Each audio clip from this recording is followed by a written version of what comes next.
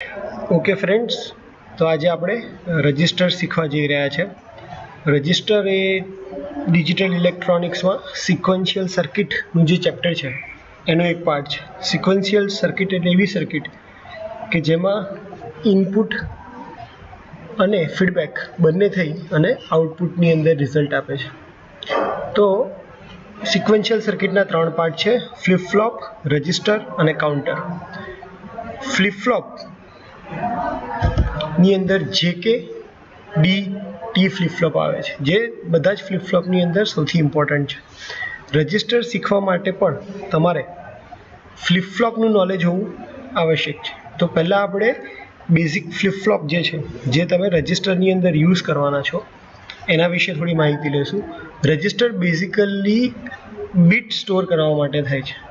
Flip ફ્લોપમાં એક flip flop હોય તો એ એક બીટ સ્ટોર કરી શકે।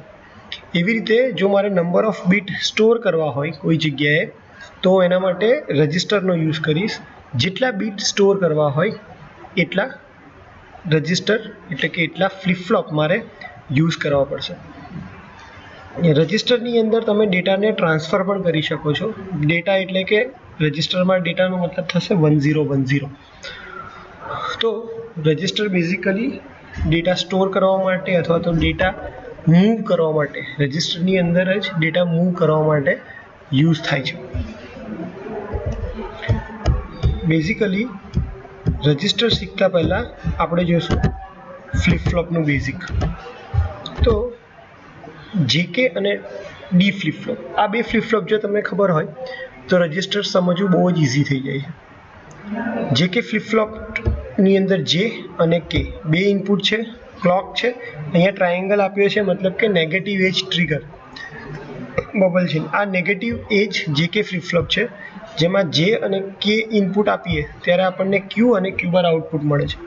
તો જો ક્લોકની વેલ્યુ 1 હોય, જેની વેલ્યુ 0, કેની વેલ્યુ 1, તો આઉટપુટ આપણને મળે છે 0, અને જેની વેલ્યુ 1, કેની વેલ્યુ 0, તો આઉટપુટ મળે છે 1। ઇન શોર્ટ, જે ટર્મિનલ ઉપર જે ઇનપુટ હોય એ જ તમને આઉટપુટમાં મળે છે જ્યારે ક્લોક 1 હોય ત્યારે। તો જ્યારે પણ જેનું ઇનપુટ જે પણ હશે એના કરતાં ઉલટું ઇનપુટ એટલે કે ઇન્વર્ટેડ, અહીંયા જે ઉપર અત્યારે 0 છે તો કે ઉપર એ વખતે શું હશે 1, જે ઉપર 1 હશે તો કે ઉપર એ વખતે 0। આઉટપુટ હંમેશા શેના ઉપર ડિપેન્ડ કરશે એ કન્ડિશનમાં, જે જેની વેલ્યુ હશે એ। સેમ વે જો ડી ફ્લિપ ફ્લોપની વાત કરીએ તો ડી ફ્લિપ ફ્લોપની અંદર આજે આપણે ઇનપુટ આપીએ છીએ, ડી ઇનપુટ, એ જ તમારું શું હશે આઉટપુટ। જો ડીની વેલ્યુ 0 હશે તો આઉટપુટ 1, ડીની વેલ્યુ 1 તો આઉટપુટ 1, ક્યારે ક્લોક 1 હોય ત્યારે। એનો મતલબ કે ડી ફ્લિપ ફ્લોપ તમે જેકે ફ્લિપ ફ્લોપની મદદથી બી બનાવી શકો છો। જેકે ફ્લિપ ફ્લોપના એક ઇનપુટ, જેને ઇનપુટ નોર્મલ આપો અને અહીંયા નોટ ગેટ કનેક્ટ કરી અને કેને આપો, એટલે શું થશે, જે અને કેને જે પણ ઇનપુટ મળતા હશે બંને એકબીજાના ઓપોઝિટ હશે। તો એ વખતે પણ તમને ડેટા જે હશે એઝ ઇટ ઇઝ, જે તમે ઇનપુટ આપશો એ જ ડેટા તમને આઉટપુટમાં મળશે। તો જેકે અને ડી ફ્લિપ ફ્લોપ, આનું આટલું બેઝિક ખબર હોય તો તમે રજિસ્ટર આરામથી તમે સમજી શકો છો। રજિસ્ટરના 4 ટાઈપ આવે છે કે ડેટા તમે કઈ રીતે ઇન કરો છો અને ડેટા કઈ રીતે આઉટ લો છો, એના બેઝ ઉપર એના 4 ટાઈપ છે। એક છે સિરિયલ ઇન, સિરિયલ આઉટ, એટલે કે ડેટા સિરિયલી ઇન એટલે એક પછી એક પછી એક એવી રીતે ઇનપુટ થાય અને એક પછી એક એવી રીતે ડેટા આઉટ થાય, એને કહેવાય સિરિયલ ઇન, સિરિયલ આઉટ। બીજું સિરિયલ ઇન એટલે ડેટા એક એક કરીને અંદર જાય, પેરેલલ આઉટ। એના પછી પેરેલલ ઇન, પેરેલલ આઉટ, એટલે કે ડેટાને તમે પેરેલલી ઇન કરાવો અને પેરેલલી આઉટ કરાવો, અને ડેટાને પેરેલલી ઇન કરાવો અને સિરિયલ આઉટ કરાવો। તો 4 પ્રકારના રજિસ્ટર છે, એક પછી એક આપણે જોઈએ। પહેલું જે ટાઈપ છે serial in, serial out, that means serial in એટલે કે ડેટા એક પછી એક જ જઈ શકે, that means at a time એક બીટ અંદર જઈ શકશે, એટલે કે આનું ઇનપુટ જે હશે એક હશે, આઉટપુટ હશે એક હશે। ડેટા તમે શિફ્ટ લેફ્ટ કરો છો કે શિફ્ટ રાઈટ કરો છો એના બેઝ ઉપર એના 2 ટાઈપ પડે છે, શિફ્ટ લેફ્ટ રજિસ્ટર અને shift right register. Shift left register means તમારો જે ડેટા છે એ બધો ડેટા સિરિયલ ઇન અહીંયાથી થશે, એક પછી એક બીટ, અને આઉટ થશે અહીંયાથી. 4 બીટ મારે ઇન કરાવવા છે, 4 બીટને ટ્રાન્સફર કરવા છે, એટલા માટે મેં જે રજિસ્ટર લીધા એટલે જે ફ્લિપ ફ્લોપ લીધા એ 4 છે. JK ફ્લિપ ફ્લોપ છે. તમે જોઈ શકો કે JK ફ્લિપ ફ્લોપના પહેલો જે ઇનપુટ અમે આપ્યો છે અહીંયા ઇન્વર્ટેડ એક નોટ ગેટ કનેક્ટ કર્યો છે, એટલે અહીંયા જો 1 હશે તો અહીંયા 0 થશે, અહીંયા 0 હશે તો અહીંયા 1 થશે. જે ડેટા તમે ઇનપુટ ઉપર આપશો એ જ ડેટા ક્યાં મળશે? આઉટપુટ પર તમને મળશે. ક્યારે? જ્યારે તમારું ક્લોક સાયકલ શું હશે? Negative edge trigger. અહીંયા ક્લોક સાયકલ બધાને સાથે જ આપણે આપી છે, 4 ફ્લિપ ફ્લોપને. તો જ્યારે પણ એને નેગેટિવ એજ મળશે, નેગેટિવ એજ વખતે બધા જ ફ્લિપ ફ્લોપ ઉપર જે ઇનપુટ ટર્મિનલ પર હશે એ જ આઉટપુટ પર આવશે. આપણે એક એક્ઝામ્પલ લઈએ કે શરૂઆતમાં 4 આઉટપુટ QA, QB, QC અને QD 0 0 છે. મારે ડેટા સિરિયલી ઇન કરાવવો છે. તો જેવો ડેટા પહેલું બીટ 1 હું અહીંયાથી મોકલીશ, નેગેટિવ એજ સાયકલ આવશે તો આ જે 1 છે એ ક્યાં ટ્રાન્સફર થશે? અહીંયા. તો QA નું આઉટપુટ શું થઈ જશે? 1. બાકી QB, QC અને QD આના જે આઉટપુટ ટ્રાન્સફર થયા એ તો ઓલરેડી 0 જ છે. તો તમારું પહેલું જ્યારે ક્લોક સાયકલ તમે 1 ઇન કરશો ત્યારે એનું આઉટપુટ શું આવશે? 1. બાકીના 3 0 0 0. જેવું બીજું બીટ તમે 0 એડ કરશો, આ 0 બીટ છે એ અહીંયા ટ્રાન્સફર થશે એટલે QA નો આઉટપુટ થઈ જશે 0. અહીંયા આઉટપુટ જે 1 હતો એ અહીંયા ટ્રાન્સફર થશે, અહીંયા 0 હતો એ અહીંયા 0 ટ્રાન્સફર થશે, આ 0 અહીંયા ટ્રાન્સફર થશે. એટલે તમારું જે આઉટપુટ આવશે એ આવી જશે 0 1 0 0. એવી રીતે ફરીથી તમે એક આપશો પાછળથી તો આગળના દરેક બીટ ટ્રાન્સફર થતા જશે. ક્લોક સાયકલ બધાને સાથે જ મળે છે એટલે દરેક વખતે બધાના ઓપરેશન સાથે જ થશે. જે QA નું આઉટપુટ છે જે માટે ઇન થશે એ આગળ જશે, અહીંયાથી જેનું જે ઇનપુટ છે એ QC માં જશે, QC નું આઉટપુટ હશે એ આગળ જશે. ડેટા જે નીકળશે એ એક એક કરીને જ નીકળશે. તો જો તમે સિરિયલી ડેટા 1 0 1 0 ટ્રાન્સફર કરો તો 1 0 1 0 ટ્રાન્સફર કર્યા પછી A, B, C અને D પર જે આઉટપુટ હશે એ 0 1 0 અને 1 હશે. તો અહીંયા આપણે ડેટાને લેફ્ટ સાઈડ ઉપર શિફ્ટ કરીએ છીએ એટલા માટે એને કહેવાય છે શિફ્ટ લેફ્ટ રજિસ્ટર. આના કરતાં ઉલટું શિફ્ટ રાઈટ રજિસ્ટર, એમાં ડેટા આપણે અહીંયાથી ઇન કરશું અને સિરિયલી અહીંયાથી આઉટ કરશું.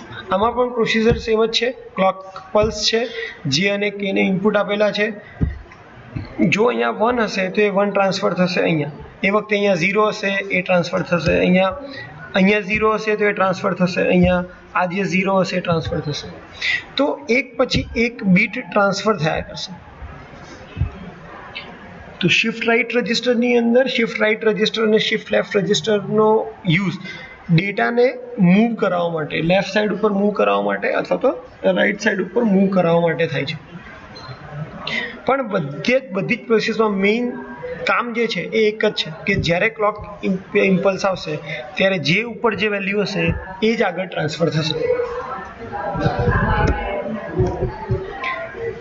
આ જે અને કે ની વચ્ચે આપણે નોટ ગેટ કનેક્ટ કરવાની જરૂર નથી. કેમ? કારણ કે ઓલરેડી QA અને QA બાર એકબીજાના કોમ્પ્લિમેન્ટ જ છે. અહીંયા જે અને કે એ આપણે બહારથી ઇનપુટ આપવાના છે એટલા માટે આપણે એને કોમ્પ્લિમેન્ટ કરીને આપવા છે. પણ બાકીના બધા જ ફ્લિપ ફ્લોપ માટે ઓલરેડી આઉટપુટ જે છે એ એકબીજાના બારના ફોર્મમાં છે એટલે બધી જ જગ્યાએ આપણે નોટ ગેટ નથી લગાડતા, ફક્ત એક જ જગ્યાએ લગાડીએ છીએ. બીજું ટાઈપ છે serial in parallel out register, એટલે કે ડેટા સિરિયલી ઇન થશે એટલે કે એક જ ઇનપુટ હશે અને પેરેલલ આઉટ, તો જેટલા ફ્લિપ ફ્લોપ હશે એટલા તમારા આઉટપુટ હશે. તો અહીંયા પેરેલલ ડેટા આઉટ છે QA, QB, QC અને QD. ડેટા સિરિયલી ઇન એટલે અહીંયા એક પછી એક ડેટા મોકલતા જશું. અગેન અહીંયા નોટ ગેટ કનેક્ટ કર્યો છે કારણ કે JK ફ્લિપ ફ્લોપ છે, ઇનપુટ આપણે ઇન્વર્ટેડ આપવાના છે. પછી નોટ ગેટ કનેક્ટ કરવાની જરૂર નથી કારણ કે જે અને કે ના ઇનપુટ QA અને QA બાર એકબીજાના ઓલરેડી કોમ્પ્લિમેન્ટ જ છે. તો જેવો તમે એક ડેટા અહીંયાથી આપશો એ ડેટા અહીંયાથી ટ્રાન્સફર થતો જશે, જેનો ઇનપુટ હશે એ QA નો આઉટપુટ થઈ જશે, અહીંયા જે એનો ઇનપુટ હશે એ QB નો આઉટપુટ થશે, અહીંયા જે એનો ઇનપુટ હશે એ QC નો આઉટપુટ થશે. તો સિરિયલ ઇન પેરેલલ આઉટમાં આઉટપુટ તમે 4 જગ્યાએથી લો છો, પણ ડેટા સિરિયલી એક પછી એક ઇન કરતા જાઓ છો. પેરેલલ ઇન સિરિયલ આઉટ, જ્યારે પણ તમારે ડેટા પેરેલલી ઇન કરાવવાનો હોય તો તમારે જેટલા ફ્લિપ ફ્લોપ હશે એટલા તમારે ઇનપુટ ટર્મિનલ જોશે. એટલે A, B, C અને D એ આપણા ઇનપુટ ટર્મિનલ છે કે જ્યાંથી તમે ડેટા એન્ટર કરાવો છો. શિફ્ટ અને લોડ, સૌથી પહેલાં આપણે જે ડેટા ઇન કરાવવાનો છે ત્યારે આપણે આ શિફ્ટની પોઝિશન છે એને 0 ઉપર રાખશું. 0 ઉપર રાખશું એટલે ઓટોમેટિકલી આ જે લાઈન છે અહીંયા આઉટપુટ શું થઈ જશે 1. એ 1 કોની સાથે કનેક્ટેડ છે? G2, G4 અને G6 સાથે. એટલે કે જ્યારે તમે અહીંયા 0 આપશો ત્યારે G2, G4 અને G6 એ ઓન છે. અહીંયા 0 છે એટલે આ ટર્મિનલ એટલે કે G1, G3 અને G5 ને 0 મળે છે. એન્ડ ગેટમાં કોઈ પણ એક ટર્મિનલ 0 હોય તો આઉટપુટ શું થઈ જાય 0. એટલા માટે એ વખતે G1, G3 અને G5 ડિસેબલ હશે, G2, G4 અને G6 એનેબલ હશે. એટલે તમે જે પણ ડેટા A, B, C અને D ને આપશો એ ડાયરેક્ટ ક્યાં મળી જશે? અહીંયા G2 ના આઉટપુટમાં. G1 નો આઉટપુટ ઓલરેડી 0 છે જે સમ થઈને અહીંયા મળશે. તો G7, G8 અને G9 માં ડાયરેક્ટલી ડેટા કયો આવી જશે? જે તમે ABCD માં આપ્યો છે એ જ. અને એ ડેટા કોને મળશે? તમારા ફ્લિપ ફ્લોપને. હવે પેરેલલ ડેટા ઇન થઈ ગયો, તમારે ડેટાને સિરિયલી આઉટ કરાવવાના છે, એક પછી એક આઉટ કરાવવાના છે. તો તમારા બંને ડેટા વચ્ચે કોઈ કનેક્શન જોશે. અહીંયા તમે QA અને D આને ડાયરેક્ટ કનેક્ટ નહીં કરી શકો. કેમ? કારણ કે આપણે ડેટા પેરેલલી ઇન કરાવવાનો છે બહારથી, નહીં કે આનો આઉટપુટ લઈને આપવાનો છે. તો આપણે અરેન્જમેન્ટ કેવી કરી છે? જે પણ ઇનપુટ છે એ ક્યાંથી પાસ થઈને જશે? G1 માંથી પાસ થઈને. તો એ આપણે ડેટા શિફ્ટ કરાવવા હોય ત્યારે આપણે શું કરશું? તો જે શિફ્ટની પોઝિશન છે આને 0 માંથી શું કરી દેશું? 1. જેવું તમે 0 માંથી 1 કરશો આ લાઈન ઉપર આઉટપુટ શું થઈ જશે? 0. એટલે ABCD ની હવે કોઈ અસર રહેશે નહીં, તમે કોઈ ટર્મિનલ ઇન નહીં કરાવી શકો. G2, G4 અને G6 શું થઈ જશે? ડિસેબલ. એનેબલ કયા ટર્મિનલ થશે? કે ભાઈ અહીંયા 1 છે તો આ લાઈન એનેબલ થશે, એટલે કે G1, G3 અને G5 એનેબલ થશે. એનેબલ થશે એનો મતલબ શું થશે? જે પણ અહીંયાથી આ એને લીધે જે પણ આઉટપુટ આવ્યો, જે પણ ડેટા છે એ તમે ક્યાં ટ્રાન્સફર કરશો? અહીંયા. અને એ ડેટા ક્યાં જશે? B માં, B માંથી C માં, C માંથી D માં. એવી રીતે સિરિયલી એક ડેટા તમે બહાર લઈ શકશો જે તમે પેરેલલી એન્ટર કર્યો. અને ચોથી ટાઈપ છે પેરેલલ ઇન પેરેલલ આઉટ. સૌથી સિમ્પલ, જેવી રીતે મેં પહેલાં કીધું કે ભાઈ શિફ્ટ રજિસ્ટર છે એ બધામાં બે જ ફ્લિપ ફ્લોપ યુઝ થાય, અથવા તો D યુઝ કરો તો પણ ચાલે, અથવા K યુઝ કરો તો પણ ચાલે. D ફ્લિપ ફ્લોપ લેશો તો તમારો ઇનપુટ એક જ છે એટલે તમારે નોટ ગેટ કનેક્ટ કરવાની જરૂર નથી. જો તમે JK ફ્લિપ ફ્લોપ વાપરો તો તમારે ડેટા ઇન્વર્ટ કરવો પડશે. અહીંયા ફિગરની અંદર એક ચેન્જ કર્યું છે સ્લાઇડ. જનરલી આપણે D ફ્લિપ ફ્લોપ ડ્રો કરીએ તો અહીંયા Q અને નીચે Q બાર કરતા હોઈએ છીએ. અહીંયા મેં અરેન્જમેન્ટ ઉલટી કરી છે. ઉપર QA બાર કર્યો છે, QB બાર, QC બાર, QD બાર, નીચે QA, QB, QC અને QD રાખ્યું છે. કેમ? કારણ કે આઉટપુટ હંમેશા આપણે શેમાંથી લેવાના છે? Q માંથી. તો તમે અહીંયા QA ડ્રો કરો, QB, QC અને QD, તો તમારે એ વખતે આઉટપુટ અહીંયાથી દેખાડવાનું. અધરવાઇઝ તમે આ રીતે ડ્રો કરો તો આઉટપુટ હંમેશા આપણે અહીંયાથી દેખાડશું. તો આ ટાઈપ થશે તમારી પેરેલલ ડેટા ઇન અને પેરેલલ ડેટા આઉટ. તો રજિસ્ટર એકદમ સિમ્પલ વસ્તુ છે સમજવા માટે. તમને ખાલી JK અને D ફ્લિપ ફ્લોપ આવડવું જોઈએ. JK અને D ફ્લિપ ફ્લોપની મદદથી તમે કોઈ પણ રજિસ્ટર આરામથી સમજાવી શકો છો. Okay, thank you.